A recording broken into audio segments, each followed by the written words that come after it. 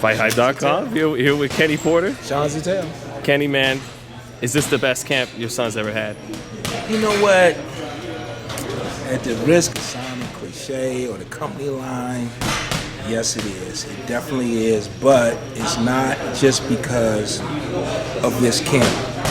It's because of this entire year that he's put in, the work that we ask him to put in before, during, and after a fight. So this is something that I identified when he turned professional and watching other professional boxers.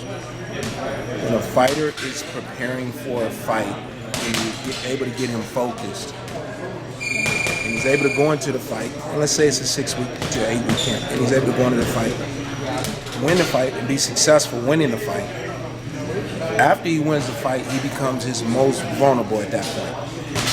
He's got money, he's got fame, he can eat anything he wants, he can do anything he wants, he got no restrictions, and so he's vulnerable to everything that can happen and go wrong at that point. So what I identified a long time ago with Shawn and other fighters, but mostly implementing it with him, was a pre-camp, a camp, the fight, and then the aftercare of the fight. And then a lifestyle that he would have to live and stay with and be focused on, and just continue with that until it's time to go into a camp. He did that for me this year, this entire year. So for the Ugas fight, he had his camp. After the fight, he had 1 week off. The second week, he started into cross training. The third week from the fight, he started back into boxing. Nothing heavy, just hitting the pads and bags, that kind of thing. The fourth week, 30 days to the actual day from the Ugas fight, was his first time back sparring. At that point, he sparred 10 rounds, knowing that he was still in top shape. From that day to now, he continued to cruise along and work at a steady pace that we asked him to work at. Mentally, physically, emotionally, spiritually, nutritionally, he stayed balanced the whole entire way. So we didn't have any weight problems, or we didn't have any other situations where he was on a vacation for a month, or he was hanging out with too many friends or anything like that. And so where we at right now, coming into this fight, it is definitely the best camp he's ever had as a professional fighter. When you mentioned weight, how important was that? Because I remember in previous camps you talking about you should see how we hit before we have to come all the way down in weight. We hit even harder 2 weeks before the fight. Is that lessened now because of the stuff you're talking about? It's definitely lessened because of this, but what has happened in the past, when he was doing things the way we wanted him to do them, he would stay within 12 to 15 pounds of the fight weight year-round. Mm-hmm. And then, of course, a few other things happen. Life happened, the girl happened, baby happens, things like that. And so we started to see it climb a little bit. But this entire year, pretty much, we've seen him be able to stay within that range, and we say, Shawn, hey, today we want to see this on the scale. And he could just go to work and come in, jump on it, and we'd be happy with it. I mean, literally every morning, he takes a picture of his weight, even if I'm not with him, and sends it to me. And I'm happy every day because I know coming into this, he's already where he needs to be, and then we put a little work in today, and it's going to come down, and then he just kind of eats back up to where he needs to be. So he's very settled in his weight right now. Does it need to be the best camp to beat Errol Spence? They all need to be the best camp to beat everybody at this level. It's not just an Errol Spence. And Errol Spence got to be his best to beat a Shawn Porter. Right. When you get to this level, Danny Garcia's got to be at his best to beat a Shawn Porter. When you get to this level, a Keith Thurman has to be at his best to beat a Manny Pacquiao. Manny Pacquiao has got, so everybody, once you get to this level, there is no easy way to go. There is no, you don't see any of those guys, of all those guys that I just named, which fight can you name where the bell rang, somebody hit the other guy and he was knocked out? Doesn't happen when you get to this level, because everyone has speed, everyone has power, everyone has skills, everyone has defense. When you get to these levels, there's not a lot of things that are separating guys, you know. And when you look at me, I'm going to go ahead and take it away from there and go somewhere else real quick. when you look at me, when you take a look at me, I'm not a tall guy, am I? Not particularly. No, I'm not particularly tall. Yeah. But me and Errol Spence are eye to eye. But you consider him to be tall. He's not tall. That's not a tall guy. I'm not tall, but he's tall, right? No, he's not tall. He's 5'9". On his best day, if he was 5'10", 11, he still wouldn't be considered tall to me. That's an average height. Tall for 147 is what people, tall for welterweight. Nah. That's social media, and that's height. And that's exactly what that is. Because we fought tall guys our entire life, and then I see someone else the other day, they said, well, the amateurs mean nothing like the pros. Obviously, you never fought amateur. Because if you fought amateur, you would know you'd have to go through a lot of amateur fights to become a good pro. You'd have to fight a lot of different styles to become a good pro. The best amateurs we had, the top 1, 2, 3, 4 guys every year are now your top professional boxers. Right. So it has a lot to do with it because it's your grooming, it's your preparation to get to where you're at. So it's just like going to college in freshman year, sophomore year, junior, senior year, and then you're going for a master's degree. That's where we at. Everybody up here has a master's degree. What advantages does Shawn have over Spence? There's not a lot of advantages. There's just not a lot of advantages. The first one people are going to say is Spence is tall. That's his advantage.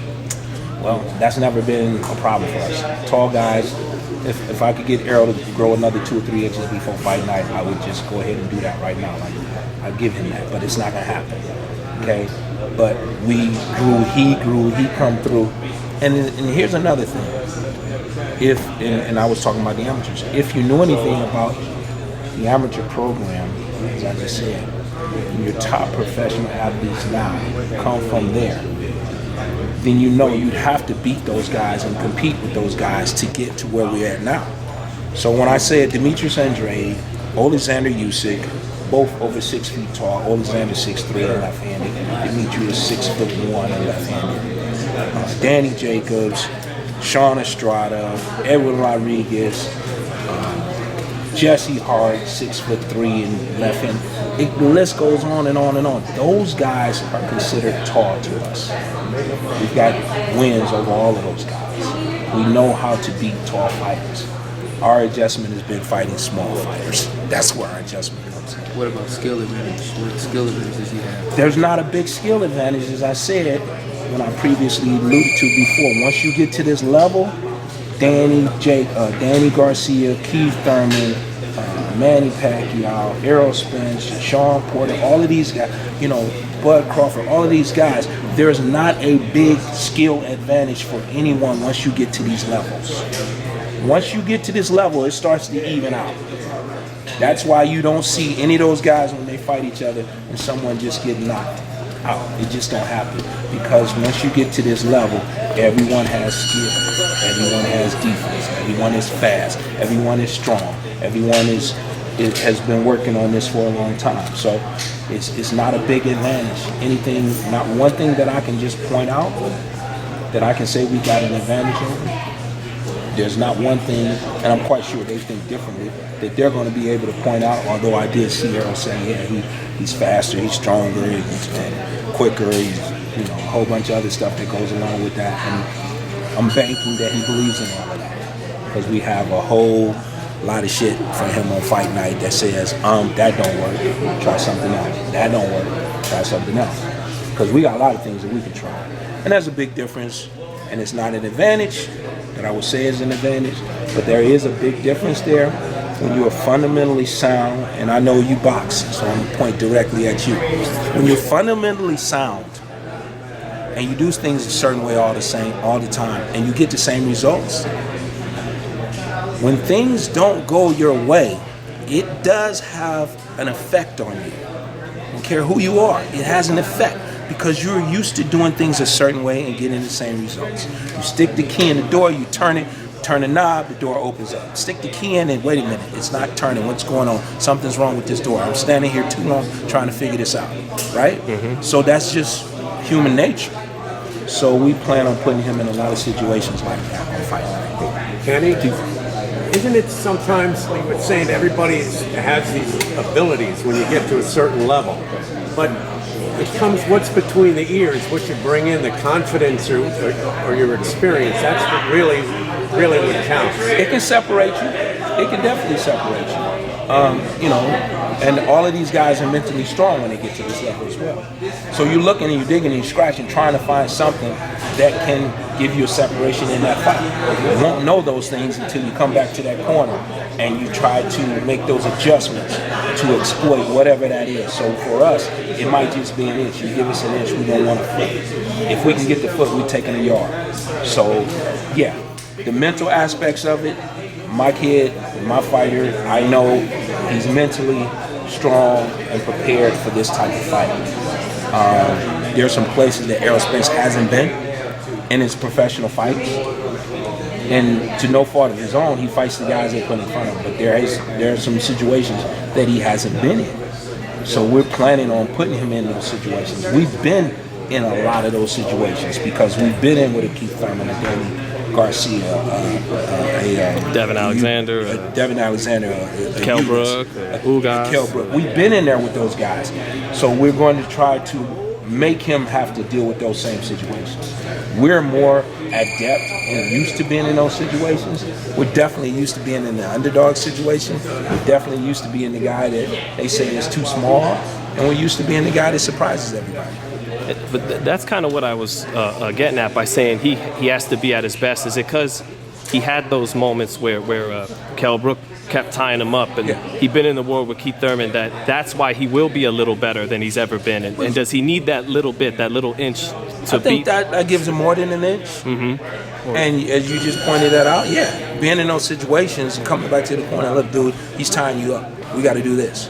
Or listen, this just happened, we got to do that. And he's been in those situations, so we believe that he can make those adjustments in those situations where, you know, the guy we're getting ready to fight, nobody knows yet. We'll find out on fight night.